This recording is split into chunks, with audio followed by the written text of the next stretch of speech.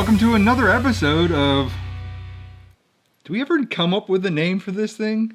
Like, can we just like call this Confessions of a Diseased Mind? Could that be the title of the podcast? Mm-hmm. I mean, I think we got to go check to make sure that doesn't already exist. This is Rylie, Producer Rylie,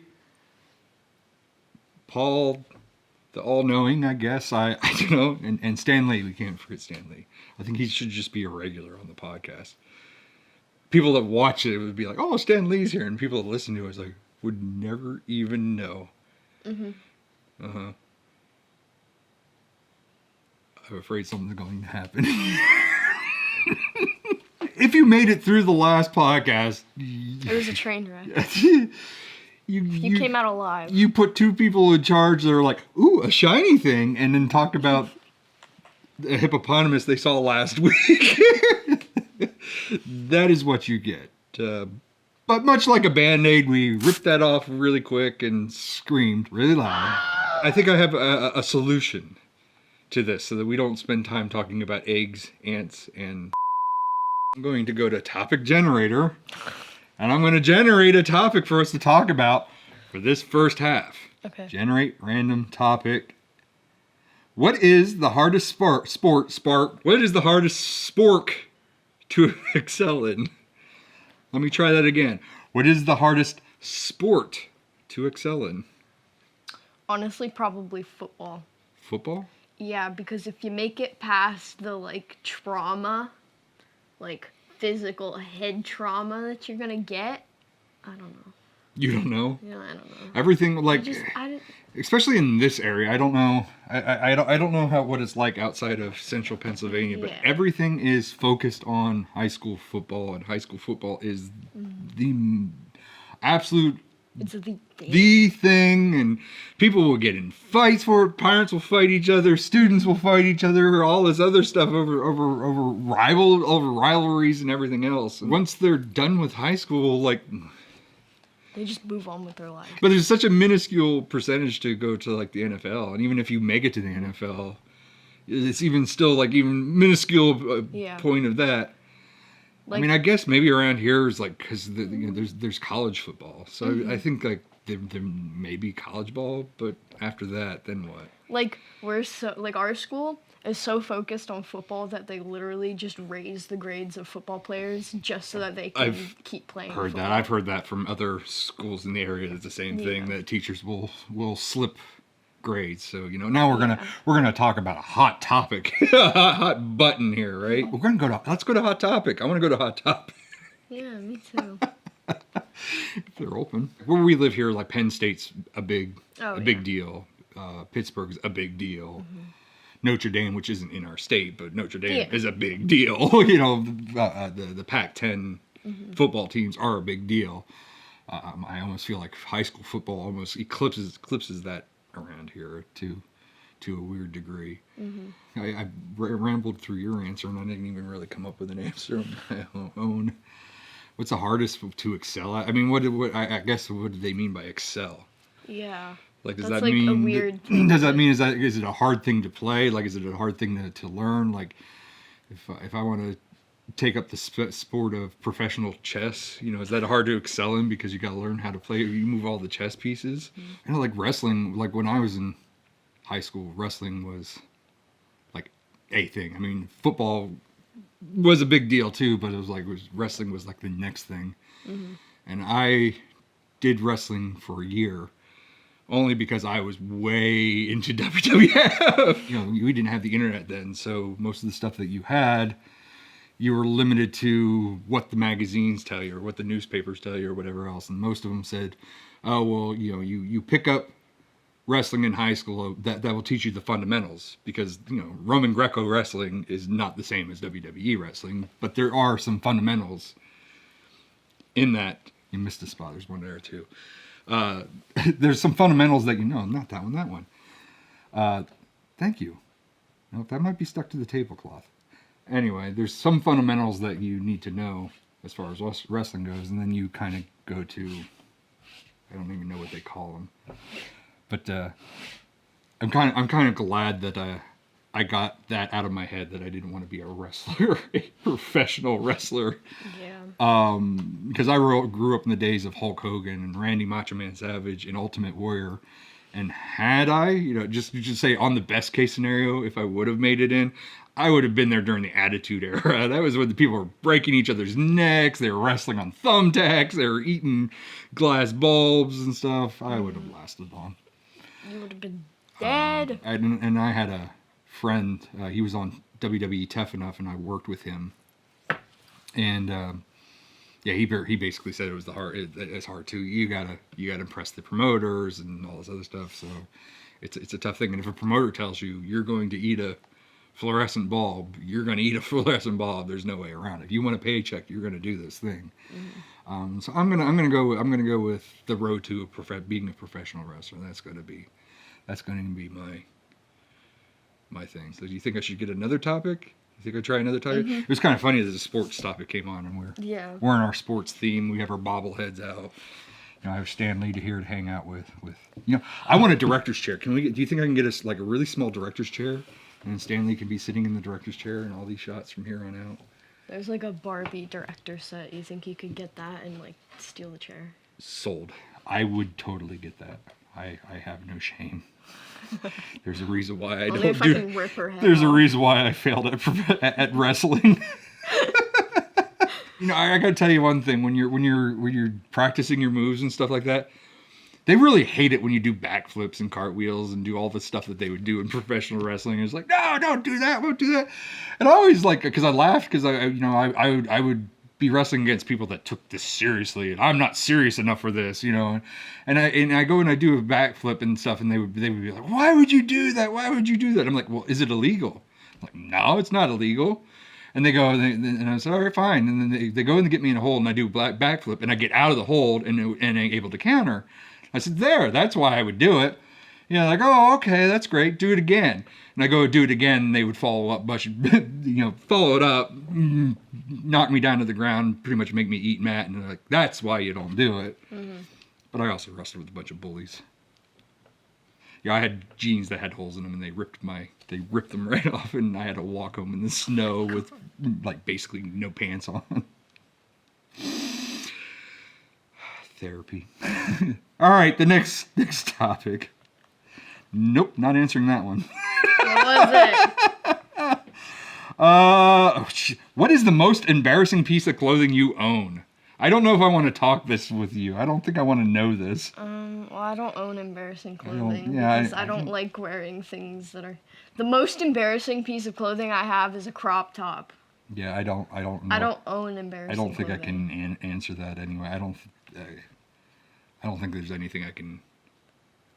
I have those jeans that those kids ripped off of me. That's the most embarrassing piece of clothing I own. Actually, I don't think I own them anymore. They've been in the trash for years. Let's try this again. What is the first thing? I'm not screwing around. I know I say things wrong. What is the first think you notice about a guy or a girl? The guy or the girl? I don't know. I'm not attracted to people's bodies, so I literally don't notice anything about them. Nice hair. Literally, I'd be like, oh my god, I like your outfit, or your hair is so cool, poggers. All right, here we go. Fine, we'll go deep. That wasn't. What 3 words best describe you?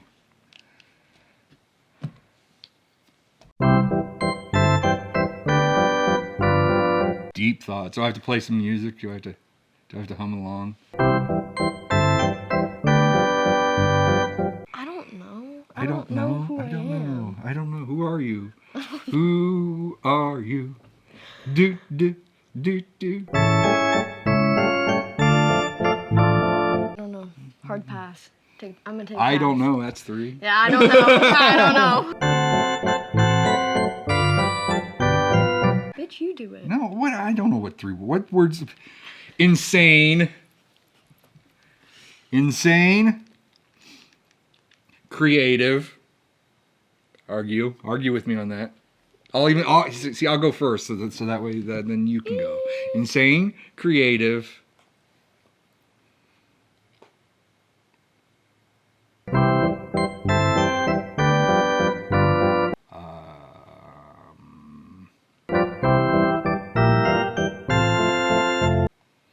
Distracted.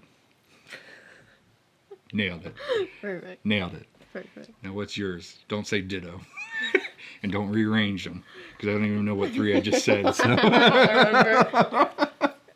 I don't know. Huh? Those are my 3 words. No, now you gotta go. I went first. Now you get to go. No, but I don't know. We're gonna be sitting here for the like entire half hour.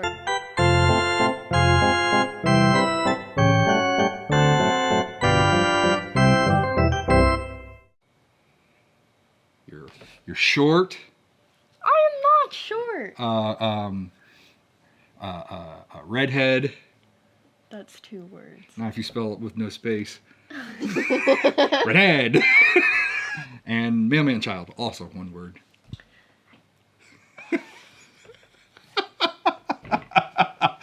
And now I broke Rylie. I'm gonna choke.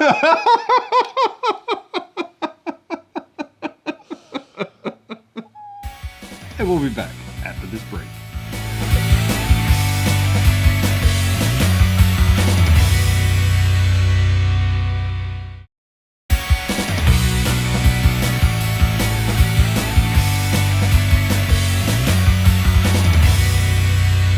I guess you should bring everybody back from the break. So, Yeah.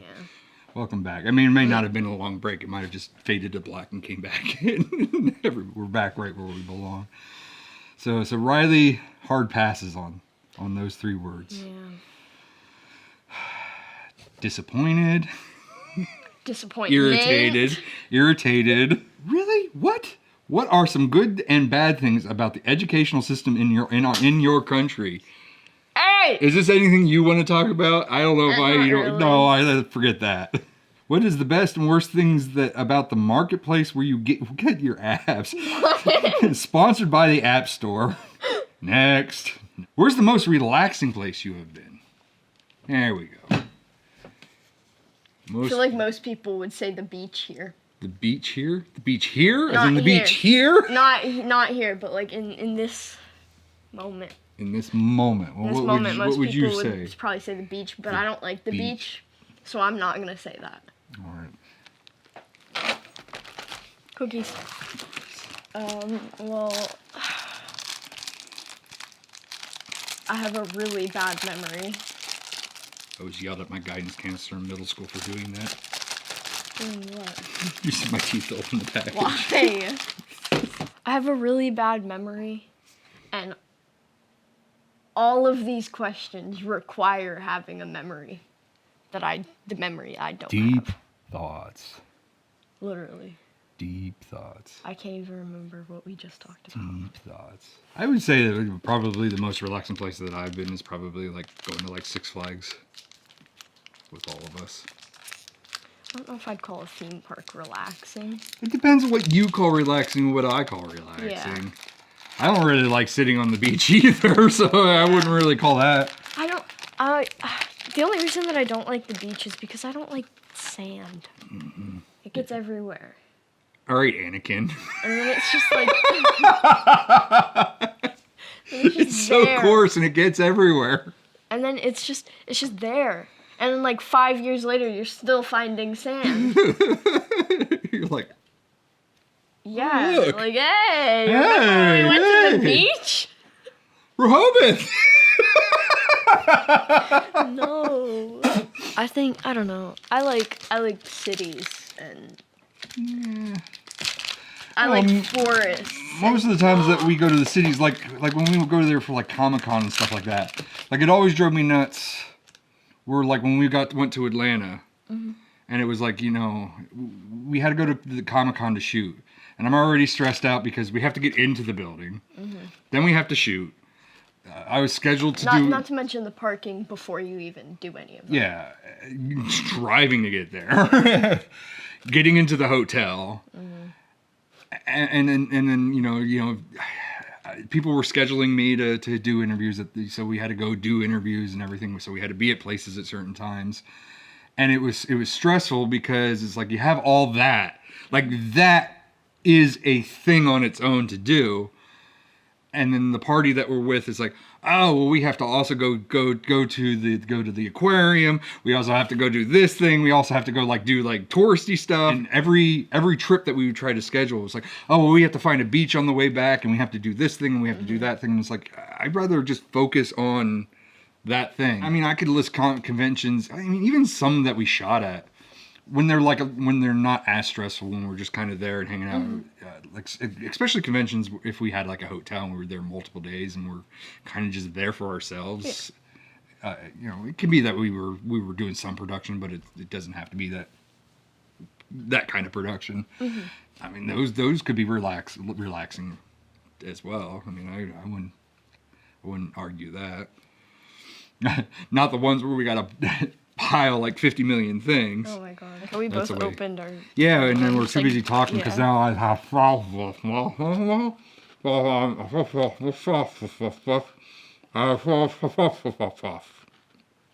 You might not throwing cracker on me from your mouth. It tastes like dirt. That was gross.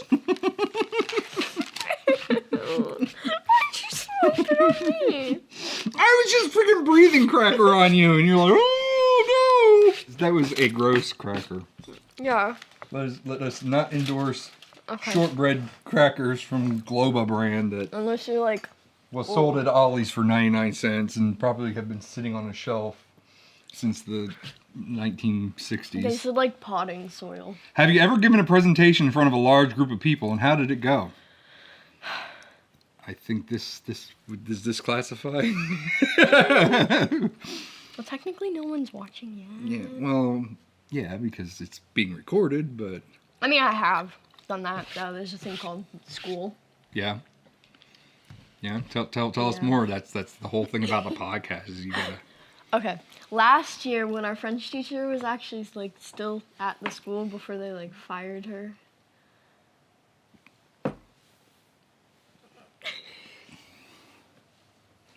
Yes, make gestures. That's really good for the audio segment of the show. Well, when our French teacher was actually still here, she used to take us on field trips all the time. Always to colleges or French places that were just French. You know, oui. Okay. You know? Yeah. Okay, so you had to pee. I mean, there's that railroad again.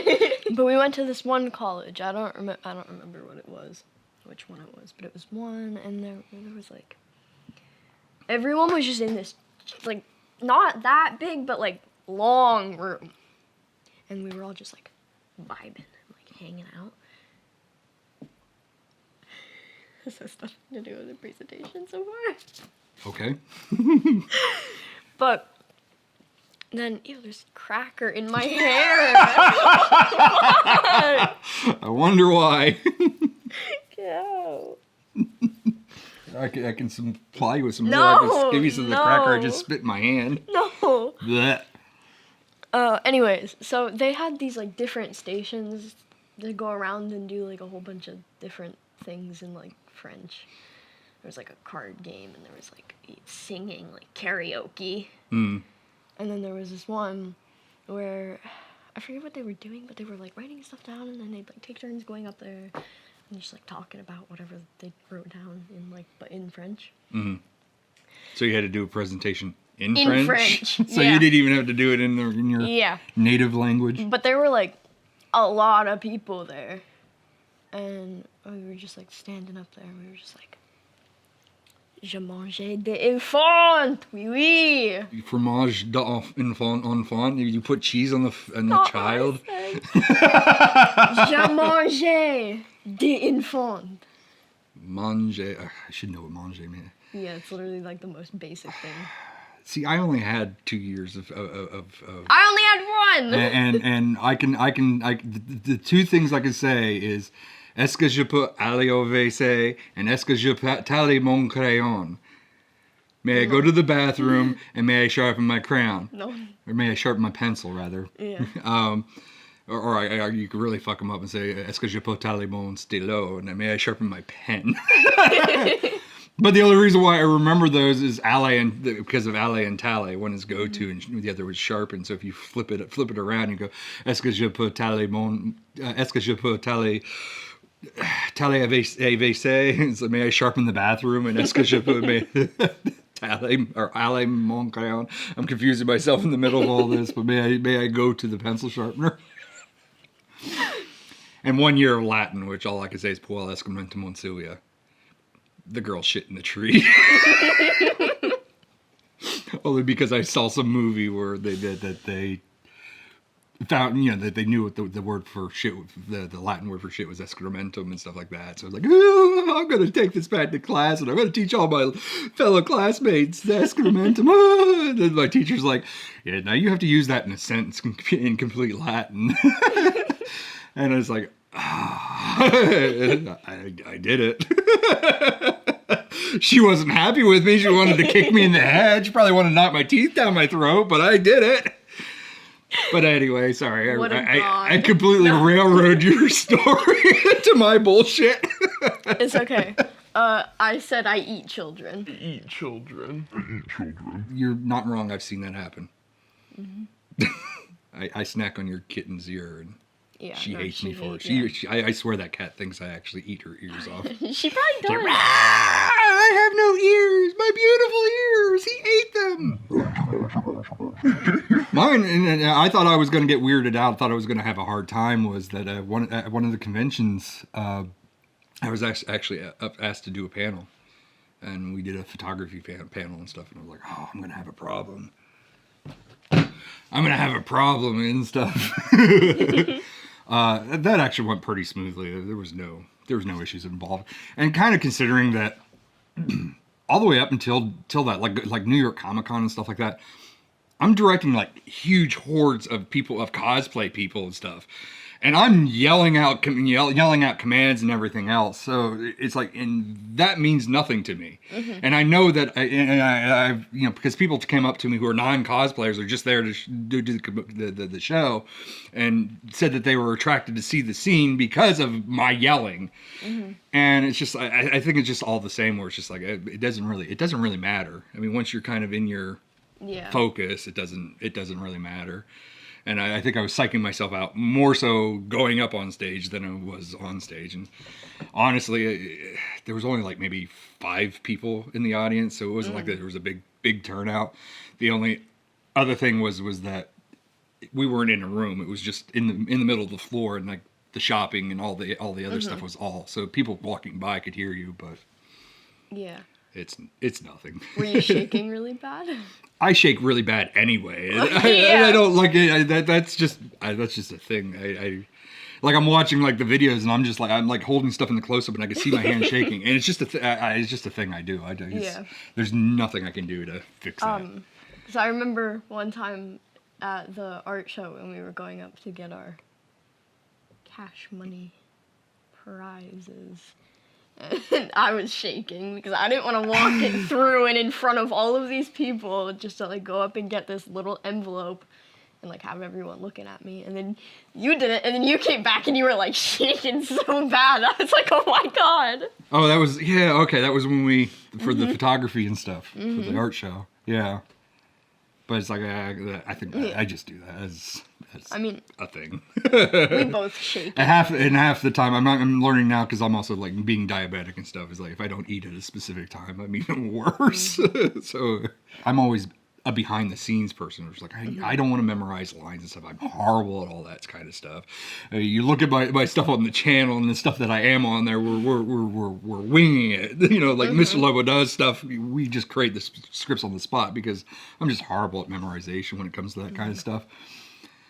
And there was 2 times they talked me out of like, oh, well, we need you to play this role or whatever, and you have to. We need you.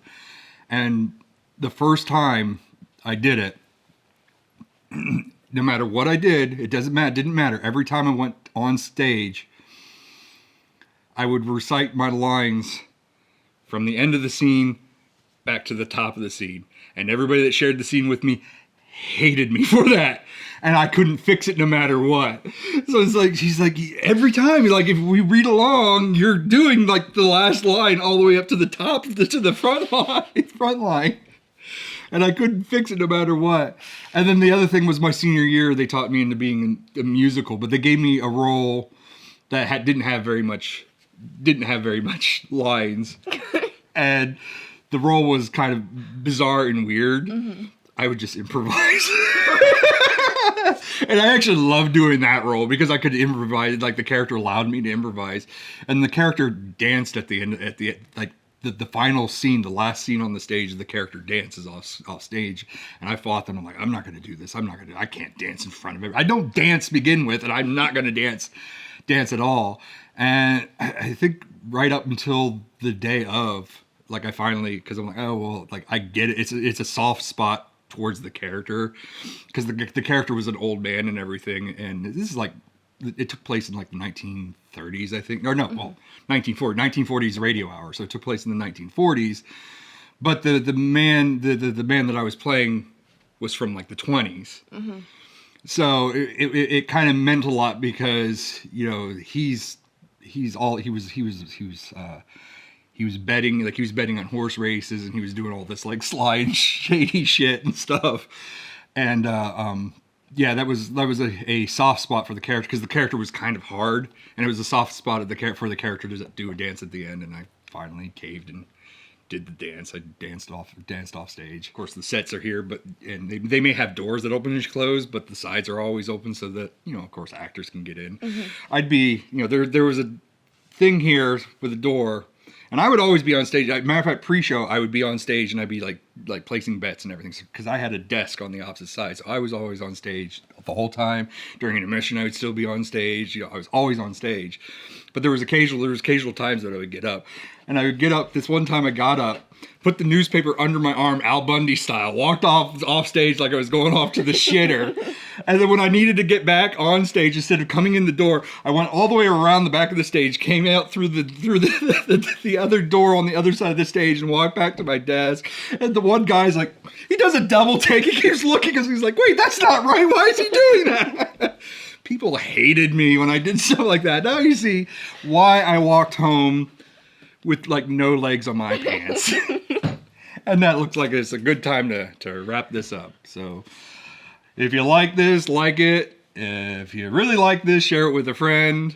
Comment below, thumbs up, all that happy horse crap that YouTube makes us do. And if I don't say it, nobody does it. If I do say it, nobody does it. But at least it's been said.